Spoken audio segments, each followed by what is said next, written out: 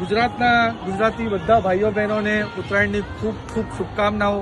જે રીતે આપણે દિવાળી જેટલી ધૂમધામથી મનાવીએ છીએ એટલી જ આપણે ધૂમધામથી ઉત્તરાયણ પણ મનાવીએ છીએ। એટલું મહત્વ આપણે ઉત્તરાયણને આપીએ છીએ અને પૂરા વર્ષ દરમિયાન આપણે પોતપોતાના ધંધા રોજગારમાં વ્યસ્ત હોઈએ, નોકરીમાં વ્યસ્ત હોઈએ, ભણવામાં વ્યસ્ત હોઈએ, એના કારણે પરિવારને અને મિત્રોને મળી નહીં શકાતું હોય ત્યારે ઉત્તરાયણ એવો તહેવાર છે જ્યારે બધા એક સાથે ધાબે મળીને પતંગ પણ ચગાવે છે અને સાથે સાથે ઉજવણી પણ કરે છે। એટલે બધાને ઉત્તરાયણની પાછી ખૂબ ખૂબ શુભકામનાઓ।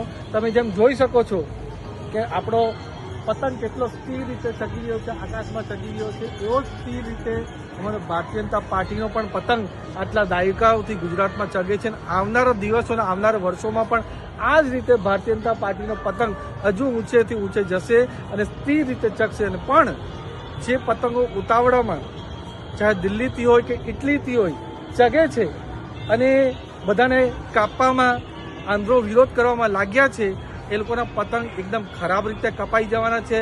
ચાહે 2027ની ચૂંટણીમાં પતંગ કપાશે, તાલુકા પંચાયત ઇલેક્શનમાં ચૂંટણીમાં પણ પતંગ કપાશે અને 2029 લોકસભામાં પણ એમના પતંગો કપાઈ જશે। કારણ કે ગુજરાતની જનતા અને ગુજરાતની જનતા અને ભારતની જનતા ફક્ત અને ફક્ત આપણા નરેન્દ્ર મોદી સાહેબ અને ભારતીય જનતા પાર્ટી પર જ ભરોસો કરે છે।